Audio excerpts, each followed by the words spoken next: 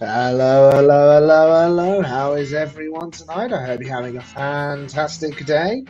Um, yeah, good week, very good week if you're an Eagles fan, as you can tell. Boom, boom, boom, boom, boom, boom, and the name of the show. Be warned if you see my finger moving around, my mouse and keyboard are deciding to have a moment, and unanimous moment. So thank goodness my computer's touchscreen, so I can maneuver stuff on the screen with my finger, but that means you'll see my finger a lot. So I apologise for that, but let's go on with the show. So as you can tell with the title, Philadelphia walked in to Cincinnati and completely dominated the Bengals. And I'm not going to lie, it was a good win. This is a win we kind of wanted for a while. But there was a couple of moments in there that you had those familiar feelings popping up, those familiar dreadings and horrible, like, are we still back to the same old there? So let's break it down, shall we? But before we get to the game, a couple of housekeeping things.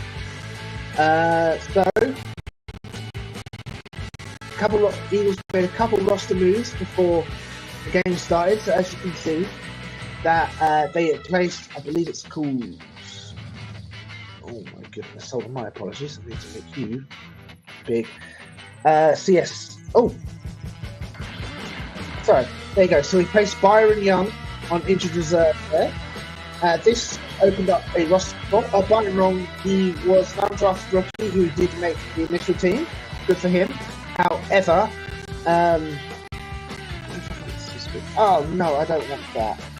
However, he was inactive for most of the games, and obviously he got an injury last week, according to the report last week's show, and they shoved it on IR. But that gave them a roster spot for Anais Smith to return. So Anais Smith obviously was a draft pick from us, who was not very good in the off-season, unfortunately. Had a rough one, but he started to put it together near the end, and I think it was this weird situation where he got injured out of nowhere and put on IR during cutback days. People assumed they didn't want to lose a rookie to another tear, so he went on the IR until we could sort out a roster spot a bit later, and this is it. So Byron Young is obviously on IR now for I don't know how long. We know it's a minimum of 4 weeks, maybe a bit more. And Anais Smith was making his debut in oh, I can do it here. The the Bengals v Eagles game, and yes, this game was fun. Ooh, it was really good. So we had a couple inactives to start. So Tanner McKee and Eli Ricks were inactive, as well as Mekhi Becton, who obviously was still recovering from the concussion. As Dallas Goedert was coming from a hamstring, and Trevor Keegan was also active. Most of these, especially Eli Ricks, Trevor Keegan, have been inactive for most of the weeks. They're fine. Obviously, the big ones being losing Mekhi Becton and Dallas Goedert. So our starting offensive line, going from left to right, was Fred Johnson, Land Dickerson, Cam Jerkins, Tyler Steen, and obviously Lane Johnson going up there. So yeah, bit of a makeshift O-line, but we got the win. 37-17, a 20-point victory for the Philadelphia Eagles. And yeah, it was interesting. Very, very interesting. And let's get rid of there we go. So I'll break down the game quickly. The Bengals got the ball first, and it was painful. It was absolutely horrible. They went for 17 plays, 70 yards in for a touchdown. They took 10 minutes off the clock. And seeing this, it was so bad to watch, because our team was getting them into third down, constantly getting into third down. Here we go. So that's 1, 2. Yeah, he went 6 third downs we got. And we're like, good. And they're not even short first downs. It's 3rd and 8, 3rd and 1st, yeah, 3rd and 2, 3rd and 10, 3rd and 6. Like, we were getting there and just completing it. and it was devastating because we were doing so well. Mike Sticky tore us up most of this game. His stats looked very, very good. But yeah, they okay. So yes, they went for 17 plays, burnt 10 minutes to score a touchdown. We get the ball back, and we go 52 yards, 5 minutes 46 in 10 plays, and we score a field goal. So technically, here you go. So the quarter ended 4 plays before we got the field goal, meaning 3 plays technically, meaning the Eagles still didn't score any points in the fourth quarter for like the 8th game in a row, which is absolutely a bit ridiculous. But you've got to count this. Like it took 10 minutes off the clock, and then it wasn't like we punted at all in the first quarter. We managed to score on our first possession, and it just happened to be a field goal. So even though technically we didn't score in the first quarter, people are counting it. Like, we got the ball, we scored on our first possession. That's what counts. They get the ball back and then go 11 plays for 61 yards. We're like, oh gosh, here we go again. Our defense getting them to third down. Again, we had a fantastic, as soon as they got the ball, it was what was it, 1st and 10, and then we got a sack. The only sack of the game, which was split between Nolan Smith and Williams, making it 2nd and 22. Joe Burrow had an incomplete pass to the middle. Cooper DeJean was all over it. He's been fantastic in this game. And then it was 3rd and 22. We're like, brilliant. We should get off the field. Joe Burrow ran out and was constantly like keeping the play alive. It looks like he was gonna. It looked like Kasicki was gonna block, where he then breaks away from the defender, who then goes to try and get the sack for Joe Burrow, and he passes the ball 24 yards and gets tackled by Zach Bond. That must have been deflated like there's no tomorrow. Absolutely devastated. But hey, they march down the field. They get down to our 9-yard, and it was 3rd and 3 on our 9-yard line. Joe Burrow throws the ball to Josh Burton. It looks like it was going to be a touchdown, and it's like, great. Again, similar vibes, 14-3. It's not good. Fortunately, Darius Slay managed to get his hand in there and knock the ball out in time. Fantastic, meaning they have to settle for the field goal. 10-3, not bad at all. So we get the ball then, and unfortunately we go to 7 plays, 18 yards, and a punt. It's the only punt of the game, fortunately. But again, we had that fear in us. Again, this is all of last year and a couple of games this year, that the fear is there that we're just going to screw this up. They get the ball back again, 6 plays, 44 yards.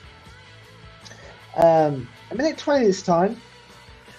Fortunately, they go for a field goal at their, I believe, a 54-yard field goal. Evan McPherson missed wide right. So we walk away. We managed to get away with a missed field goal there. Our defense is still playing very well. Even though they're moving the ball well, we're still playing very well, which is a weird feeling. Very, very weird feeling. We get the ball back, and this is a fantastic drive to end the half. Fantastic way to end the half. So we get the ball back, and we march down the field. 12 plays, 56 yards with 4 minutes 46. It takes 4 minutes and 46 seconds off the clock. We got the ball with 5 minutes, pretty much. And the tush push was working for us. It was brilliant. We marked all the way down. And I think it was, here we go. So here it is. So second and goal, and since he's won after marching down, beautiful passes by Hurts. This is the one time he had a dangerous ball. It was that Kenny Gaines. It's the one time he put the ball in harm's way and could have been an interception. And again, Hart panicked. Hart was like, oh. But yes,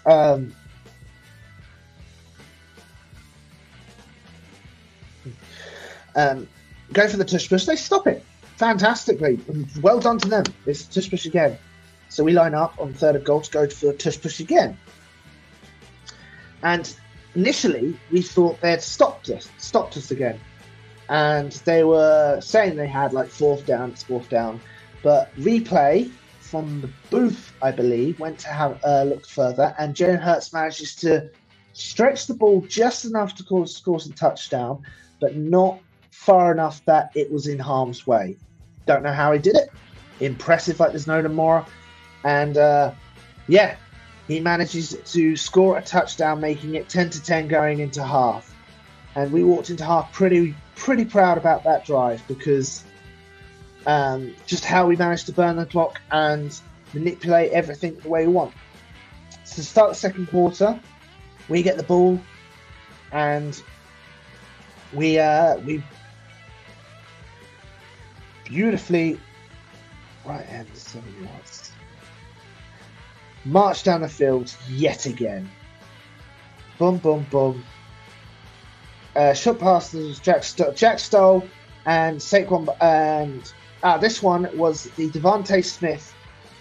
Devontae Smith finally got used in this game, and so did Grant Calcaterra. He was used brilliantly as well. And we marched down the field for using 4 minutes and 25 seconds, 70 yards, and score a touchdown. No huddle, Jalen Hurts, right end, 7 yards, touchdown. He runs it in perfectly. And get the extra point, going up 17-10. They get the ball back, their first possession of the second half. They march down again, 13 plays, 70 yards, 6 minutes 19. Unfortunately, they also do score a touchdown. Mike Gesicki was tearing us up. He had a fantastic catch against Avonte Maddox in this game, where it was a one-handed catch. Burrow put the ball perfectly, and he managed to pull it in, and it was fantastic. I believe, unfortunately, Darius Slay gets injured in this drive. No, not yet. So we get the ball back after making it 17-17, and this is going to be the throw people show you. I wish I could, but I can't, so I shan't. So it was at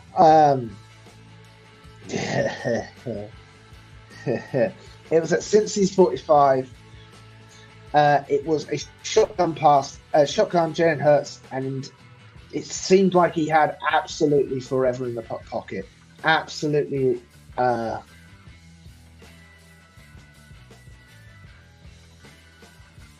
Not on Wi-Fi. Sorry if my internet starts to go.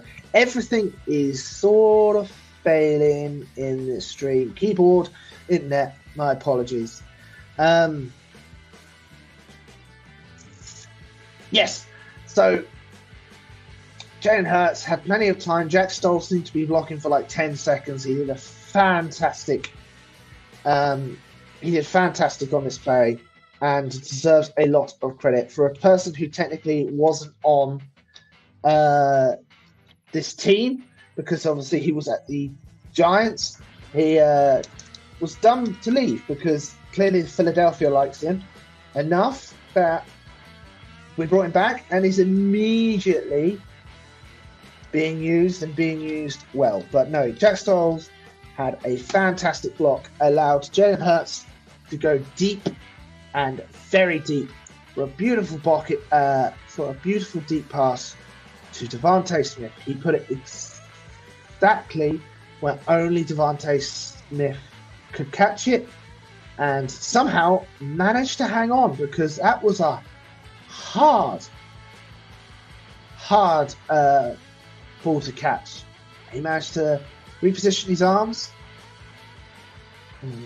reposition it, and managed to catch the ball. Sorry, I was checking something out there. Yes, for a beautiful pass into the end zone for us going 24-17. They get the ball back. They only go 4 plays, 7 yards. We were all over. The coverage was fantastic, and they go for it. Oh yeah, this is it. So they go for it on their fourth on their 39-yard 4th and 1, and this is also going to be a rookie highlight if you want to. So if you look at us, Jamar Chase was walking around. A lot of motion for Jamar Chase, and Cooper DeJean was just following. And Joe Burrow does a short pass right to Jamar Chase. And the idea is Jamar Chase just to run up the seam. Fortunately, I don't know how it did. Cooper DeJean manages to avoid all of the traffic and hit Jamar Chase straight away and locked him down. It was a strong tackle and was managed to force the ball and managed to stop him, making it a change of possession on downs, which is great. This is a fantastic play by Cooper DeJean. Absolutely phenomenal. We get the ball. So we get the ball back, and pretty much we do one play, I think, for like no gain, and then it's the end of the quarter. So we go into the fourth quarter up by 10. So not bad, really not bad at all. Really good. Oh, hello, mouse. Hello, my mouse is working. Yay. But we walked down the field, we covered this pass, and it was just so sort of precise. And unfortunately, our run plays didn't work, but we had a lovely pass to AJ Brown and everything. Oh, this is also this drive here. There was a problem with Jalen Hurts' shoe, where he had to call a timeout, hoping to sort his shoe out. It got to the point where he had to put a different cleat on to run out, throw a pass to AJ Brown for 6 yards to run back off. We kicked the field goal, and whilst we're doing that, they're trying to sort Hurts' shoe out. Apparently, he did a double knot, and they couldn't get it undone enough, which is absolutely hilarious. So we go up, 27-17. They get the ball back, and our defense is still playing very well. Extremely tight coverage, physical. Cooper DeJean, everyone. The only thing we're getting pressure to Joe Burrow, but not a lot of sacks. But yes, Joe Burrow, short pass for 4 yards, and then a shotgun pass left to Zicky, because Zicky was tearing us up for 12 yards.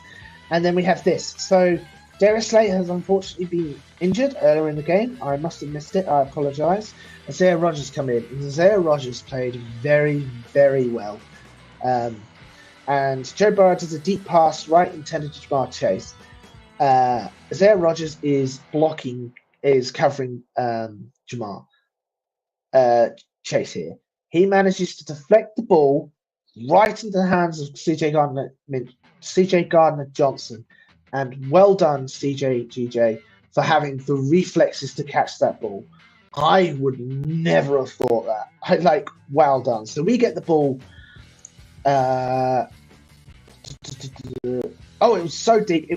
It was at their 46. He threw it so deep. We got the ball in our 15. So it was an all or nothing play. So we get the ball. We march 85 yards down the field and took 7 minutes 37 off the clock. This is what we would have. This was our bread and butter back in 2022. Get the ball, let in the fourth with a lead, and just burn the clock. Just burn the clock with the runs. Saquon Barkley manages to pull some beautiful tight passes off. Hurts is precise and does a fantastic job. And where is it? Grant Calcaterra does a great catch as well. Here you go. It was 1st and 10. Saquon Barkley, right tackle, pushed out of bounds on the Cincinnati one, a gain of 17. He was tiptoeing along the sideline at Stoudemire. And as soon as we get to that 1 yard line, Jalen Hurts does a tush push in for the touchdown, making it 34-17. So they get the ball back again, and it is a disaster from day one. A one-play fumble. So Joe Burrow does a short pass to Mike Gesicki, and Zach Bourne comes in and pushes out the ball, and it is recovered by Nakobe Dean, our possession. Brilliant. Now, this is the interesting one. So we get the ball one more time with 4 minutes 36 seconds on it. And it looked like all of the starters had come out, but except Hurts. Hurts was the player that stayed in, which is very unusual. I wasn't expecting that. But hey-oh, we start marching down the field. We had an unfortunate, here you go, 3rd and 4 at Cincinnati 49. Will Shipley, right tackle, 17 yards, touchdown. Everyone celebrates his first touchdown in the league. He deserves it. He's a hard runner. Fortunately, it was nullified by a penalty on Gates' offensive holding, which sucks, which really sucks. But we managed to burn the clock all the way down to the 2-minute warning. And Jake Elliott kicks a field goal, making it 37-17. We really wanted Will Shipley to get that touchdown. It should really be 41-17. But they get the ball back with less than 2 minutes on the clock. Chase Brown, it was just 3 runs down. Even our defensive backups were in. And they essentially run out the clock, admit defeat, making the final score 37-17, and a completely dominating win for Philadelphia. And oh my goodness, it was lovely. Absolutely lovely. I am so happy for it. It was good to watch, good to feel. Ooh. Oh, no. Ooh. Yeah, then we'll go with that one. Yes, this is what this feels like the team should be. This is what it should be. It should be this kind of win. And we haven't had it for a while, and thank goodness it finally showed up. So here are a couple of the stats that we run through every week. So we had obviously more first downs, passing first downs, rushing down. Interesting stat there, and they were 3rd down efficient for most of the game. 10 of 13. They only missed 3 third downs. Absolutely insane, which one of them led to the 4th down stop, which was fantastic. Us were okay, middle of the road. But here's the weird thing about Philadelphia, which you've got to think, okay, our 3rd down efficiency does not look good. However, it's weird that we don't treat 3rd down as 3rd down. We treat it as like a second, even though we only went for 1-on-1. Only 1-on-1. Only went for 1 4th down. A lot of this team, because we know we've got the tush push, is we use 3rd down to set up the 4th down. So we might not be very effective against 3rd down, but we still manage to move the sticks, which is all that matters. And total plays, total yards. So we had 397 total yards. They had 208. And we also had 1 less drive from them. His completion percentage, so we only asked Hurts to throw the ball 20 times, hit 16 of them. He had a fantastic second half. He was perfect in the second half. Absolutely perfect. And that's great to see it. Oh my goodness. I saw the news on X about Dallas got it and panicked for a second. Now it's talking about a Halloween costume. I do not celebrate. I'm not interested in Halloween. If you are, good for you. But it is not for me. Not for me at all. So yes. Rushing attempts. They only rushed attempt 20 times. And we obviously did 30. 4.1 for us, 2.9 for them. 161 yards. Saquon got his 100 yards rushing, which is fantastic. We managed to hold them to 58. Our run defense was very good, very good. And even though Jordan Davis didn't play a lot of snaps, he was very vital in stopping the rush. It's just he's not very good against pass defense. But hey, obviously penalties. We were quite badly penalised. 4 penalties for 40 yards. That's not good. That's not good at all. Where they only had 1 penalty for 3 yards. Not good at all, that was. And obviously they had the 2 turnovers, the fumble and the interception, which we managed to recover. And our possession was 31-48 to theirs 28-12, which is a bit crazy because they had that dominant first drive to start the game, which, again, I thought was going to be a lot of this game. It was going to be the dominant. His Hurts' stats, 16 of 20, 236 yards. He was perfect in the second half. More importantly, you look at that interception stats, 0 turnovers by Hurts again. Brilliant. That's 3 games in a row. And 0 sacks. O-line did very well, even though we had 2 new positions. With a rating of 132.5. So very good stats for Hurts. Very good stats. Here's obviously the rushing. Saquon, 108 yards, 22 carries, 4.9 an average. Again, thank you very much, Giants. He's everything I want and advertised. Brilliant. Hurts went for 10 of 37. They used him. He was running fast. He was running strong. This is Hurts we know. And yeah, getting those good 2022 vibes. We're just getting it. Will Shipley, obviously, unfortunately had his 17-yard touchdown on the 5, so he ended up with minus 3 yards, which is absolute BS, in my opinion. Devontae Smith was our leading catcher with 85 yards and 6 receptions, and that touchdown. AJ Brown, 84 yards and 5 receptions. That's apparently a quiet game for AJ Brown, having less than 100 yards, only having 84. But look at that, Grant Calcaterra, 58 yards.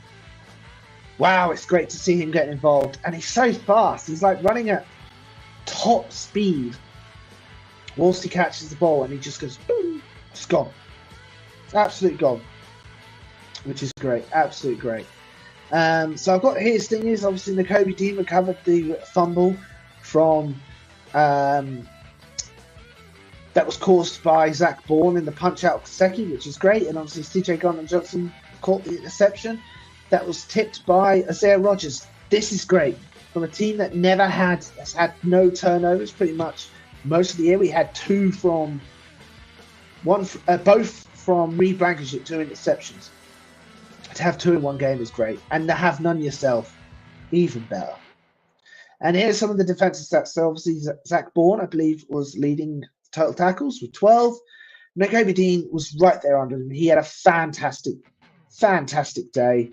Nolan Smith, I know technically he's only half a stack, but he got there first. He sort of finished it. He has really come on. He has woken up and he's done very, very well. And a lot of people won't apologize. Like I said, not a lot of sacks. No sacks. 1 sack. Half a sack. Sorry. Let me try that. 1 sack by 2 people, making half a sack each. But still a very, very good game. Jalen Hurts stats there as well. But here we go. Jalen Hurts' second half today was 9 for 9 for 150 yards, 1 passing touchdown, 2 rushing touchdown. Fantastic play. Fantastic game for Jalen Hurts there. He had 4 total touchdowns, including his rushing touchdowns, with a rating of 132.5. A brilliant performance by Hurts. A statement. And this is with a messed up O-line and with one of your targets being out. Dallas got it. He's shown that he can still do it. And it was a confidence boost. I don't know. But I don't know what he did in the off-season. Not in the off-season. On the bye week. I know he said he self-reflected and all that. But, wow. Whatever he did, he reduced the turnovers and just stopped. He looks comfortable. He looks like he's having fun finally, which is great. Absolute great. And with those 2 rushing touchdowns, with those 4 rushing touchdowns in this game, he has surpassed. Wilbert Montgomery has the second most rushing TDs in Eagles history. He has 46 in total, which is crazy. Absolutely mentally has 46 rushing touchdowns. And he's 24 behind the current leader of Steven Van Born at 69. So he needs 69 rushing touchdowns to become the all-time rushing touchdown leader for a... Oh, no. For, I assume, a QB.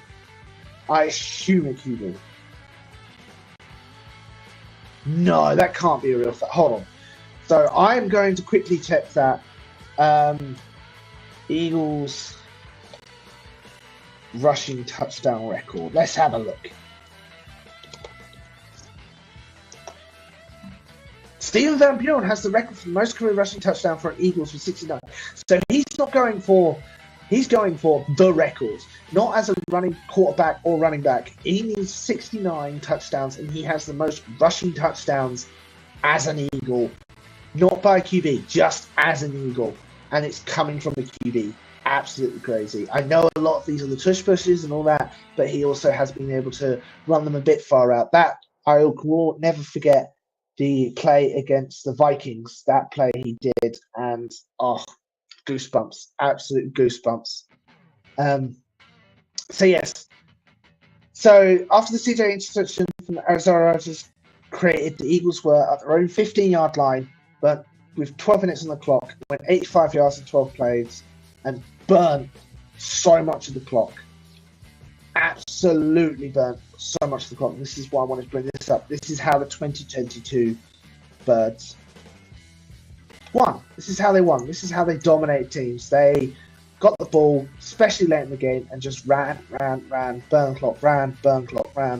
It's so good to feel like you can still run the ball and they can't stop you. Like, they know we were running. We know we were using Saquon, and they couldn't stop us, and it was such a good feeling. So good. But I also want to highlight the rookie here. So, Quinton Mitchell there was targeted two catches allowed, both by Jamar Chase, for 12 yards. Q traveled a lot with Jamar Chase, and Joe Burrow just couldn't throw the ball. He would look at Jamar Chase's way. Q had too much of tight coverage, and Jamar Chase decided against throwing the ball there, which is fantastic. Q is having such a good rookie season, and I think it's getting a lot of attention now, which is good. And so is Cooper DeJean. Cooper DeJean, obviously, he didn't start the first couple of games. He took over after coming out the bye, and I've never known one player change the outlook of a team as much as Cooper DeJean, because it's a different team when he's there. He's such a sure tackler. He's so physical. He just knows his stuff. And yeah, it is brilliant to see these two rookies going off with each other, and it's fantastic. Here you go. Cooper DeJean's first down stop. Isaiah Rodgers tip ball. Zach Bond punched the ball back, forcing a fumble. 3 straight Bengal drives, and then you get the game-changing defensive drives as young defensive drives. So these happen in a row. Not a row. Sorry, their last two did. Bengals drive. This is how our defense should be, and this is what everyone expected the defenses to be. And it's great to see that they are finally coming together. I think that a lot of people are assuming they've finally gotten used to Vic Fangio's system. I know it's a very, very complicated system to get your head around, but the fact that this defense is meshing well and has come together, I think sort of hopefully shows that they are also understanding it as well. What's happening? There you go. But yes, that's the Cincinnati game. A dominant win, a fantastic win. I know they were out T. Higgins, and a lot of people saying, oh, it was Joe Burrow without T. Higgins. You can't have a go. But this is, even though the record doesn't say it, this is a good team. This is a very, very, very good team. And it just feels nice. It just feels very nice to win convincingly. And yeah, very enjoyable game. But we look forward to the Jaguars. versus coming to Philadelphia.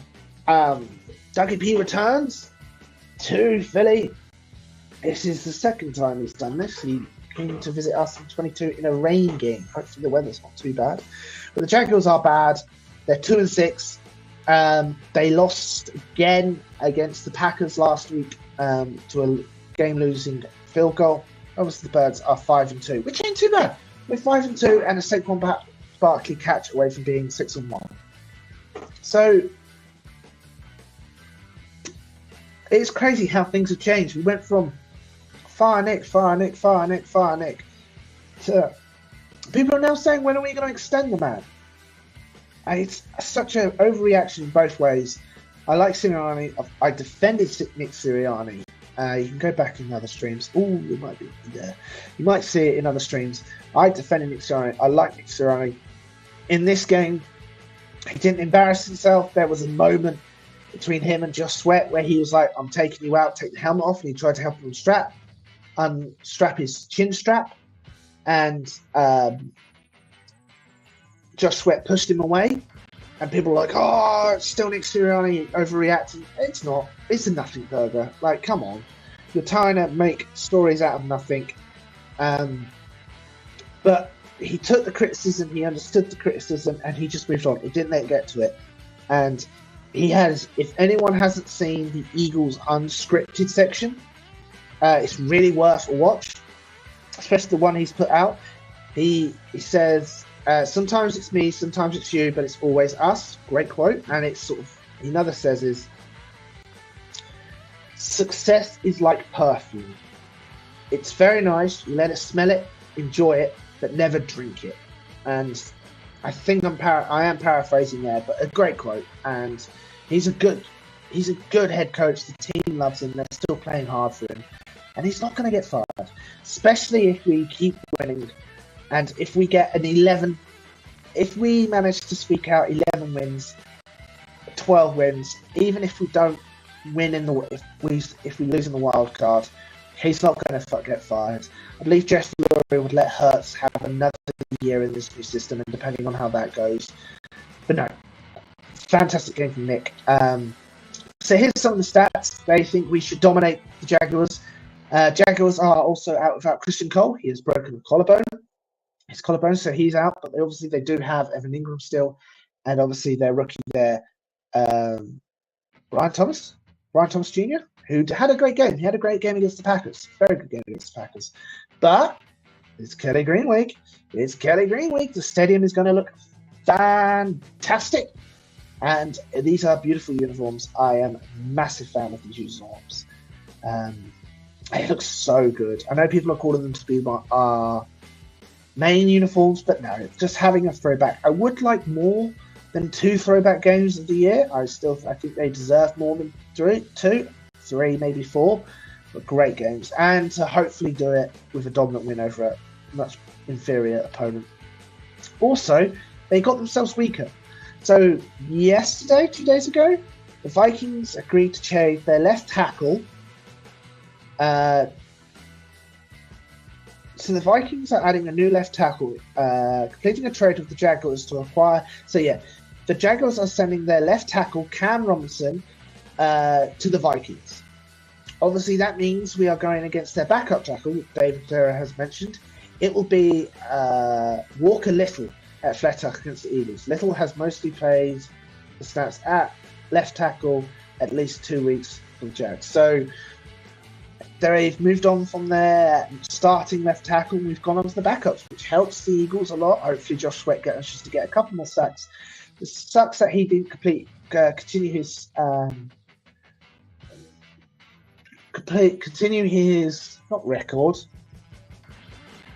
continue getting a sack in each game, which he's managed to do for the last couple of weeks. Also, Saquon Barkley is obviously second in rushing, the rushing leaderboard right now, which is crazy. He's having a phenomenal year. Some people are saying the best year of his life, his best year of his career, and the Eagles suggest that he might be known more as an Eagle at the end of his career. Might be known as an Eagle more than a Giant, which is absolutely crazy to think of. He would be first, having 766 yards in 8 weeks, which is crazy, absolutely crazy. But then there's Derrick Henry, who seems to be having an even crazier year on the Ravens. Like, both these running backs were really good on bad teams. And they've gone to good teams who run the ball and run the ball very well, and they're having career years. 946 King Henry, it's going to suck when we have to face the Ravens further down the line. It really is going to suck. Got some injury updates. Obviously, Darius Slay left the game with a groin injury. He has announced he's having an MRI to see how bad it is. But also, Mekhi Becton has returned to practice, so he's progressing through the injury report pretty well. However, more concerning, Jalen Carter and Landon Dickerson aren't playing. They are spectating, meaning that we're going to have another shuffle of this offensive line. So we hope that Statman has managed to get these players up to the task. I believe he will, and I have faith in him. Statman knew he has managed to get Fred Johnson and Tyler Steen up to the task so far. But, so according to Dave Sangiro, the lineup for practice was, without Landon Dickerson, it was Tyler Steen left guard between Cam Jurgens and Fred Johnson. So it was Fred Johnson, Tyler Steen going from right guard to left guard, Cam Jurgens, Mekhi Becton back in after the concussion, which is great, and obviously Lane Johnson, the anchor there. I think, so yeah, and here's the official reports. Jalen Carter has a shoulder, did not practice. Landon Dickerson has a knee. He also did practice. Hamstring for Goddard and a groin for Slay, obviously waiting the MRI there. Mekhi Becton is progressing very well for the concussion protocol, limited practice already. Hopefully he should be ready for the game. And obviously Albert O is still on the PUPs. They'll have to, this should be the last week for Albert O. So depending, they're going to have to free up a spot for him to have him on the roster. Otherwise he will be shut down for the rest of the year. There we go. The concerning part is I think Jalen Carter and Landon Dickerson are going to play, especially Landon Dickerson. I think this is all rest you. Don't want to aggravate it. Just want you to recover and get ready for the game. Landon Dickerson's one of those players that plays through injuries.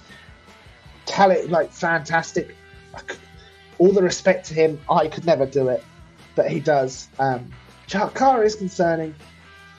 But again, I don't think Dallas Goedert or Darius Slay will play, which is going to be interesting to see how Isaiah Rodgers does when he starts the game, because he did very well. And like I said, he managed to tip the ball to CJ Gardner-Johnson to end the game. But yes, so that is a quick breakdown. I look forward to quick breakdown of the Cincinnati Bengals game. Very big, I apologise. Very big. And I look forward to the Jaguars game happening this Sunday. So, yeah, let me know what you think of this game. I hope you enjoyed it. It's a bit early for me because of the time difference. We've had daylight savings last weekend. I believe America hasn't had it yet. So, at the moment, it's very early for me, which is quite nice. I get to go to bed a bit early. But yeah, hope you enjoyed it. If you did, please pop over to YouTube and like and subscribe the Coming In Sports Network. A lot of good content creators work on it and have a blast. But yeah, if you've already done that, thank you very much. And I'll see you next week. Have a great one. Hope your weekend goes very well, unless you're a Jaguars fan or a Cowboys fan. And stay safe in this crazy world. Thank you very much for watching. This is DJ out. Oh, screwed up.